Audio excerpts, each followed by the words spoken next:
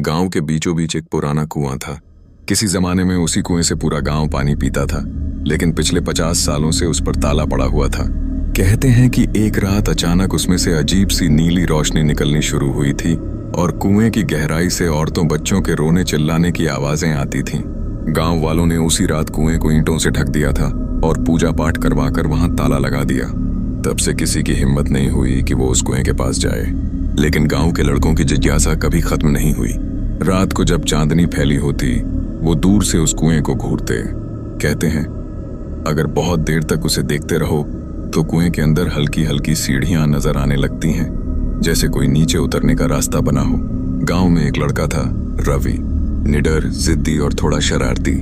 उसने अपने दोस्तों से कहा, कल रात हम सब मिलकर कुएं का ताला तोड़ेंगे और देखेंगे कि अंदर क्या है।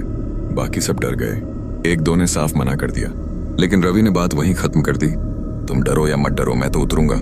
अगली रात वो अकेला ही कुएं के पास पहुंचा। चारों तरफ सन्नाटा था। पेड़ों पर बैठी उल्लू की आंखें चमक रही थीं। हवा भी जैसे भारी हो चुकी थी। रवि ने ताला तोड़ा और कुएं की ईंटों की परत हटाई।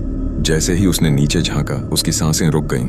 कुएं की काली गहराई में चमकती हुई सीढ़ियां साफ दिख रही थीं और अंदर से धीमी धीमी आवाजें आ रही थीं, किसी के गाने की, किसी के रोने की और किसी के चीखने की। उसका दिल जोरों से धड़कने लगा, लेकिन जिज्ञासा डर से ज्यादा थी। वो रस्सी बांधकर कुएं में उतरने लगा। जैसे जैसे वो नीचे जा रहा था, ठंडी हवा और डरावनी आवाजें तेज होती जा रही थीं। अब आवाजें साफ होने लगीं, किसी औरत की हंसी, बच्चों की रोने की चीख और किसी मर्द की फुसफुसाहट। आजा आजा। रवि कांप गया, लेकिन उसने खुद को संभाला और सीढ़ियों पर पैर रखा। नीचे उतरते ही उसने देखा कि दीवारों पर पुरानी लालटेन टंगी थीं जो खुद ब खुद जल रही थीं। रोशनी में अजीब सा धुआं उठ रहा था। दीवारों पर खून जैसे धब्बे थे। रवि और नीचे उतरा। अचानक उसके कानों में जोर से किसी के कदमों की आवाज आई। वो मुड़ा, लेकिन वहां कोई नहीं था। उसने अपनी टॉर्च जलाई। सीढ़ियों के आखिरी मोड़ पर उसे एक परछाई दिखी। वो परछाई धीरे धीरे हिल रही थी। रवि ने आवाज दी, कौन है वहां? कोई जवाब नहीं आया, लेकिन परछाई धीरे धीरे सीढ़ियों पर चढ़ने लगी। रवि का खून जम गया। वो तेजी से ऊपर भागने लगा। अचानक उसे लगा कि रस्सी जिस पर उसने सहारा लिया था, किसी ने नीचे से काट दी है। वो सीढ़ियों से ऊपर चढ़ने की कोशिश करता रहा, लेकिन कदम भारी होते जा रहे थे, जैसे सीढ़ियां उसे नीचे खींच रही हों। उसकी चीखें पूरे कुएं में गूंजने लगीं। गांव वाले अगले दिन कुएं के पास इकट्ठा हुए। वहां ताला टूटा पड़ा था और कुएं से खून टपक रहा था। कुएं की पहली सीढ़ी पर रवि की चप्पलें और उसके खून से भीगा हुआ कपड़ा पड़ा था। रवि कभी वापस नहीं आया। उस दिन के बाद से गांव वाले कहते हैं, नरक की सीढ़ियां खुल चुकी हैं और जो एक बार उनमें उतरता है वो कभी ऊपर नहीं लौटता। रवि के गायब होने के बाद गांव में अजीब सा सन्नाटा छा गया था। लोग आपस में बातें करते, मगर कोई खुलकर कुछ नहीं कहता। हर किसी के दिल में डर घर कर गया था। औरतें बच्चों को शाम होते ही घरों में बंद कर देती। बूढ़े दरवाजे की चौखट पर ताले लगा देते। पर सबसे ज्यादा बेचैनी रवि के दोस्तों में थी, जो पिछली रात उसके साथ जाने वाले थे लेकिन डरकर पीछे हट गए थे। उनमें से एक था मोहन। उसकी आंखों में लगातार डर झलकता रहता। रात को नींद में भी वो चौंक कर उठ जाता, जैसे किसी ने उसका नाम पुकारा हो। मोहन को लग रहा था कि रवि की चीख अब भी कुएं के अंदर गूंज रही है। वो कहता, हमसे गलती हो गई, हमें रवि को रोकना चाहिए था। लेकिन अब पछताने से कुछ नहीं बदलने वाला था। गांव के चौपाल में एक पंचायत बुलाई गई। बड़े बूढ़ों ने साफ कह दिया, अब कोई उस कुएं के पास नहीं जाएगा। अगर कोई गया तो वो अपनी मौत खुद बुलाएगा। सबने हामी भरी, लेकिन डर खत्म नहीं हुआ, क्योंकि अब हर रात कुएं से अजीब सी आवाजें आने लगी थीं। कभी किसी के हंसने की, कभी रोने की, कभी जंजीरों के घिसटने की। और सबसे डरावना था वो पल जब कुएं की ईंटों पर हल्की हल्की नीली रोशनी फैल जाती, जैसे कोई अंदर से ऊपर आने की कोशिश कर रहा हो। मोहन इस डर को सहन नहीं कर पाया। एक रात उसने शराब पी और हिम्मत जुटाकर अकेले ही कुएं की तरफ निकल पड़ा। उसने सोचा, अगर रवि वापस नहीं आया तो मुझे पता लगाना होगा कि उसके साथ हुआ क्या। चांदनी रात थी। हवा में अजीब सी ठंडक थी। पेड़ ऐसे हिल रहे थे जैसे कोई अदृश्य हाथ उन्हें हिला रहा हो। मोहन कुएं के पास पहुंचा। उसने देखा कि कुएं की ढकी हुई ईंटें अब और ज्यादा ढीली हो चुकी थीं, जैसे किसी ने बार बार अंदर से धक्का दिया हो। उसका दिल जोर जोर से धड़कने लगा, लेकिन उसने डर को नजरअंदाज किया और ईंटें हटाने लगा। जैसे ही उसने अंदर झांका, उसकी आंखें फटी रह गईं। कुएं के अंदर सीढ़ियां और साफ दिख रही थीं। लेकिन इस बार वहां सिर्फ सीढ़ियां नहीं थीं। नीचे धुंध के बीच उसे परछाइयां भी नजर आ रही थीं। दर्जनों परछाइयां जो धीरे धीरे ऊपर देख रही थीं। मोहन के शरीर से पसीना छूट गया, लेकिन शराब के नशे और जिज्ञासा ने उसके कदम पीछे नहीं हटने दिए। वो रस्सी बांधकर नीचे उतरने लगा। नीचे उतरते ही ठंडी हवा ने उसे घेर लिया। अब आवाजें और साफ सुनाई दे रही थीं। मोहन, नीचे आ, तेरा दोस्त यहीं है। उसकी सांस अटक गई। उसे सचमुच रवि की आवाज सुनाई दी। वो और नीचे गया। धुंध थोड़ी छटी और उसके सामने जो नजारा आया उसने उसकी आत्मा हिला दी। दीवारों पर खून से लिखे हाथों के निशान थे और बीच सीढ़ियों पर अंधेरे में खड़ा कोई इंसान जैसा दिख रहा था। मोहन ने कांपते हुए आवाज दी, रवि। वो परछाई धीरे धीरे उसकी तरफ बढ़ी। अब चांदनी की हल्की किरण अंदर तक आ गई थी। मोहन की आंखें फटी रह गईं। वो इंसान रवि ही था, लेकिन उसकी आंखें सफेद थीं, चेहरा नीला पड़ा था और उसके होंठों से खून टपक रहा था। रवि ने फुसफुसाया, नीचे आ, सब कुछ यहीं मिलेगा। मोहन चीख पड़ा और रस्सी पकड़कर ऊपर चढ़ने लगा, लेकिन तभी किसी ने उसके पैर कसकर पकड़ ली। उसने नीचे देखा। दर्जनों काले हाथ सीढ़ियों से निकलकर उसके पैरों को खींच रहे थे। वो पूरी ताकत से छटपटाता रहा। उसकी चीखें रात के अंधेरे में गूंज रही थीं। गांव वाले अगले दिन सुबह कुएं पर पहुंचे। वहां फिर वही मंजर था। ईंटें टूटी हुई थीं, रस्सी आधी जली हुई थी और कुएं से ताजा खून टपक रहा था। कुएं के मुहाने पर इस बार मोहन का टूटा हुआ ताबीज पड़ा था और पास ही उसकी उंगलियां, जिनके नाखूनों में सीढ़ियों की मिट्टी भरी हुई थी। मोहन का शरीर कभी नहीं मिला। गांव में अब दहशत और बढ़ गई। औरतें रोने लगी, बच्चे डर के मारे छुपने लगे। बूढ़े कहने लगे, ये कुआं अब सिर्फ कुआं नहीं रहा, ये नरक का दरवाजा है। हर किसी के दिल में एक ही सवाल था, अगला शिकार कौन होगा? मोहन के गायब होने के बाद पूरा गांव हिल गया। अब ये बात साफ हो चुकी थी कि जो भी उस कुएं में उतरता है वो जिंदा नहीं लौटता। गांव की औरतें हर रात रो रो कर आसमान सिर पर उठा लेती। बच्चे नींद में भी चौंक कर उठ जाते और मर्द, वो जो पहले खुद को बहादुर समझते थे, अब अंधेरा होते ही घर से बाहर निकलने से डरने लगे। गांव में एक अनकहा डर छा गया था। हर कोई जानता था कि मौत अब धीरे धीरे उनकी तरफ बढ़ रही है, लेकिन किसके हिस्से कब आएगी ये कोई नहीं जानता था।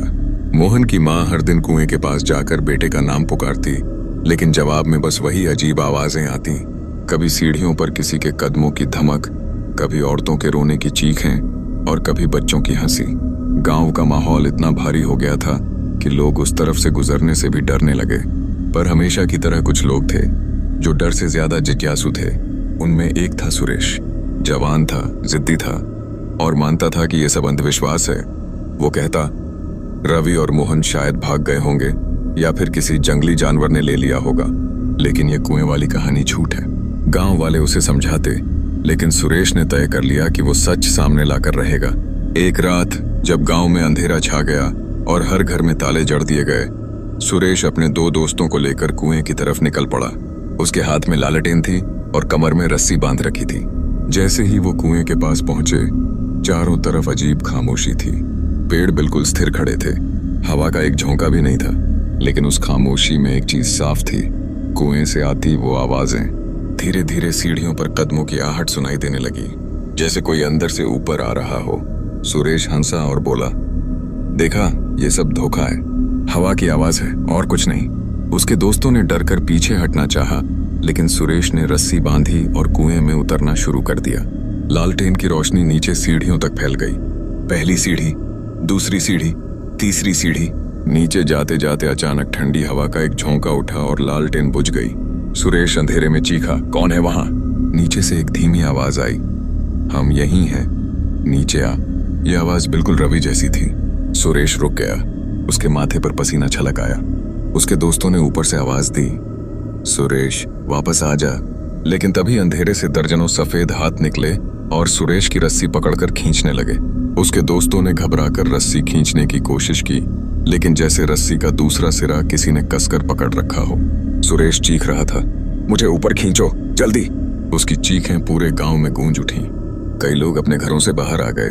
सब कुएं की तरफ दौड़े, लेकिन तभी कुएं से एक खून जमा देने वाली चीख सुनाई दी और रस्सी अचानक नीचे की तरफ खिंच गई। दोनों दोस्त जमीन पर गिर पड़े। रस्सी उनके हाथ से छूट गई। अब कुएं से सिर्फ आवाजें आ रही थीं, हंसी, चीखें और लोहे की जंजीरों की झंझनाहट। गांव वाले जब पहुंचे तो कुएं से खून बह रहा था। और उसी खून के बीच धीरे धीरे एक चेहरा ऊपर आया। वो सुरेश का चेहरा था, लेकिन उसकी आंखें सफेद थीं, मुंह टेढ़ा हो चुका था और गले से अजीब सी घरघराहट निकल रही थी। गांव वाले दहशत में पीछे हट गए। किसी ने पत्थर फेंका, लेकिन चेहरा अचानक धुंध में बदलकर गायब हो गया। अब सबको साफ हो गया, कुएं के अंदर सिर्फ मौत नहीं है, वहां आत्माएं बसी हुई हैं। और पहली बार गांव वालों ने देखा कि कुएं के मुहाने पर खुद ब खुद पानी नहीं, बल्कि खून ऊपर आ रहा था। इस खून में धीरे धीरे आकृतियां बनने लगीं, कभी औरत का चेहरा, कभी बच्चे की मुस्कान, कभी किसी बूढ़े की डरावनी आंखें। लोग चीखते चिल्लाते भाग गए। गांव अब मौत के साए में था। 3 लोग पहले ही गायब हो चुके थे और अब आत्माओं ने अपना रूप दिखाना शुरू कर दिया था। हर कोई समझ चुका था, ये कुआं अब सिर्फ गहराई नहीं है, ये नरक की सीढ़ियां हैं जिनसे आत्माएं ऊपर आकर इंसानों को अपने साथ खींच रही हैं। गांव की हालत अब बेकाबू हो चुकी थी।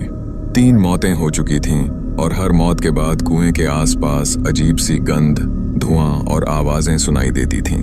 औरतें घरों से बाहर निकलना छोड़ चुकी थीं, बच्चे खौफ के मारे चीखते रहते और मर्द रात को पहरा देने के बावजूद कुएं के पास जाने की हिम्मत नहीं कर पाते। ऐसा लग रहा था जैसे पूरा गांव मौत के साए में जी रहा हो। इसी बीच गांव में एक आदमी का आना हुआ, अजय। उसका नाम सुनते ही कुछ बुजुर्गों के चेहरे पर उम्मीद की हल्की सी झलक आई। अजय दरअसल तांत्रिक नहीं था, लेकिन अलौकिक घटनाओं का अध्ययन करने वाला शख्स था। उसने कई गांवों में जाकर ऐसी रहस्यमयी घटनाओं की तहकीकात की थी। अजय जब गांव पहुंचा तो सबसे पहले उसने कुएं को देखा।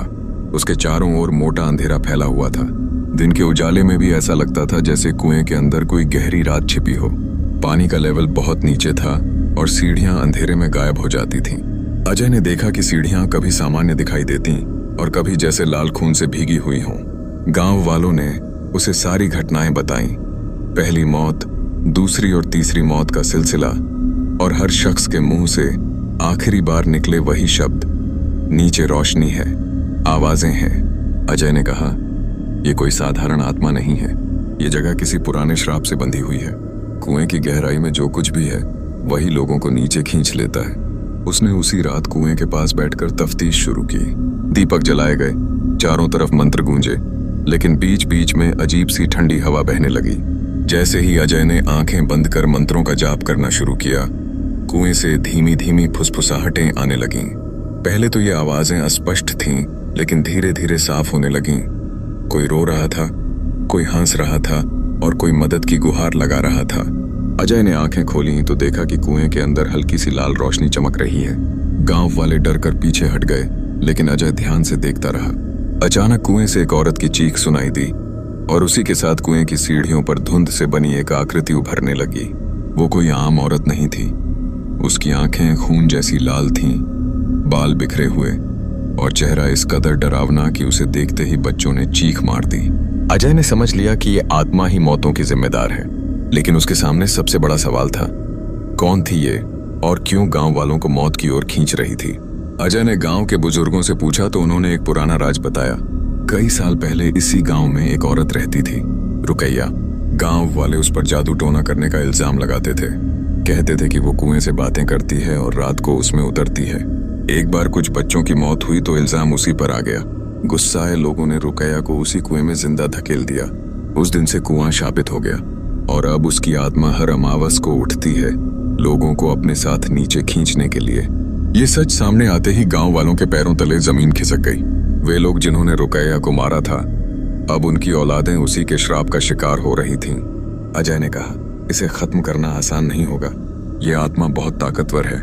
इसे हराने के लिए सिर्फ मंत्र या हवन काफी नहीं। इसके गुस्से को शांत करना होगा और वो तभी संभव है जब इसे इंसाफ मिले। गांव वाले हैरान थे, किस तरह का इंसाफ? अजय बोला, जो गलती सालों पहले हुई थी उसे मानना होगा। उस औरत की आत्मा से माफी मांगनी होगी और उसकी आत्मा को शांति दिलाने के लिए खास अनुष्ठान करना होगा, वरना ये खून की प्यास कभी खत्म नहीं होगी। लेकिन आत्मा इतनी आसानी से मानने वाली नहीं थी। उसी रात जब अजय ने यह तय किया कि अगली सुबह अनुष्ठान शुरू होगा, कुएं से फिर आवाजें आईं। इस बार और भी भयानक। धुंध गांव की गलियों में फैलने लगी। लोग अपने घरों में दुबक गए। कुएं के ऊपर वही परछाई दिखाई दी, रुकैया की आत्मा, और उसकी हंसी पूरे गांव में गूंज उठी। अब यह साफ था, अगली रात गांव में खून का खेल और बड़ा होगा। अगली रात पूरे गांव पर अमावस की घनी चादर छाई हुई थी।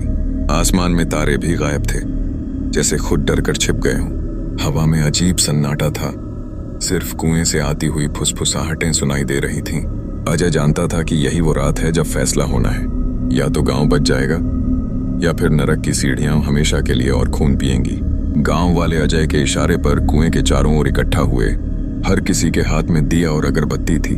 कुछ औरतें रो रही थीं, कुछ बच्चे मां की गोद में सहमे बैठे थे। अजय ने मंत्रोच्चारण शुरू किया। उसकी आवाज पूरे गांव में गूंज उठी। जैसे ही मंत्र गूंजे, कुएं के अंदर से लाल रोशनी भड़क उठी। पानी उबलने लगा और अचानक उसमें से भयानक चीख सुनाई दी। धुंध गहराती चली गई और कुएं की सीढ़ियों से धीरे धीरे वही परछाई बाहर आई, रुकैया की आत्मा। उसका चेहरा और भी खतरनाक था, आंखें जलती हुई अंगारों जैसी और हाथ में जंजीरें खड़क रही थीं।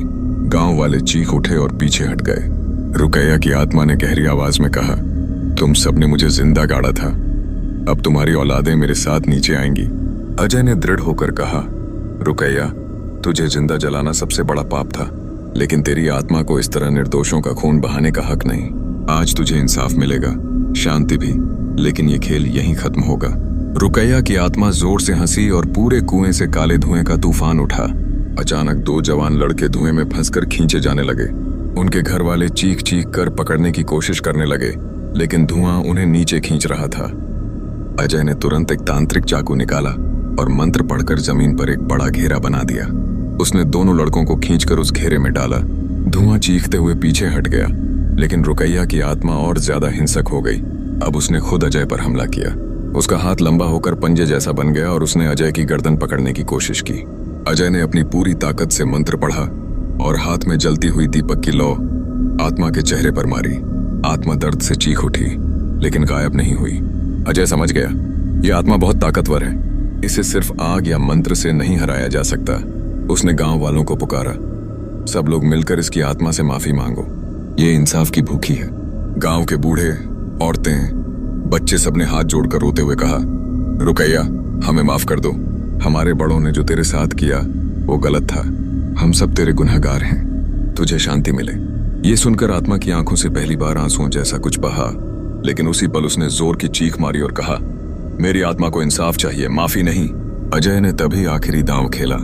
उसने कुएं के पास रखा हुआ एक लोहे का ताबीज उठाया जिस पर खास मंत्र लिखा था। उसने पूरे जोश से मंत्र पढ़कर ताबीज कुएं में फेंक दिया। ताबीज गिरते ही कुएं से आग की लपटें उठीं। रुकैया की आत्मा तड़पने लगी। उसकी चीखें पूरे गांव में गूंज उठीं। धुंध, लाल रोशनी और जंजीरों की आवाज सब गायब होने लगी। धीरे धीरे उसकी परछाई टूटकर धुएं में बदल गई और कुएं के अंदर समा गई। कुआं अचानक शांत हो गया। पानी साफ दिखाई देने लगा। सीढ़ियां गायब हो गईं, जैसे वो कभी थीं ही नहीं। गांव में पहली बार सन्नाटे की जगह शांति छा गई। लोग एक दूसरे से लिपट कर रोने लगे। औरतें दिए लेकर कुएं के चारों ओर घूमी और दुआएं मांगी। अजय ने गहरी सांस ली। उसने कहा, यह आत्मा बहुत ताकतवर थी, लेकिन अब इसे इंसाफ मिल गया। नरक की सीढ़ियां अब किसी को नहीं खींचेंगी, लेकिन याद रखना, कभी किसी बेगुनाह को ऐसे मत मारना, वरना उसकी आत्मा का गुस्सा पीढ़ियों तक पीछा करता है। उस रात गांव में पहली बार सुकून की नींद आई, लेकिन कुछ लोग कहते हैं कभी कभी आधी रात को अब भी कुएं से हल्की फुसफुसाहट आती है। शायद रुकैया की आत्मा पूरी तरह खत्म नहीं हुई, बस कहीं गहरी नींद में सो गई है।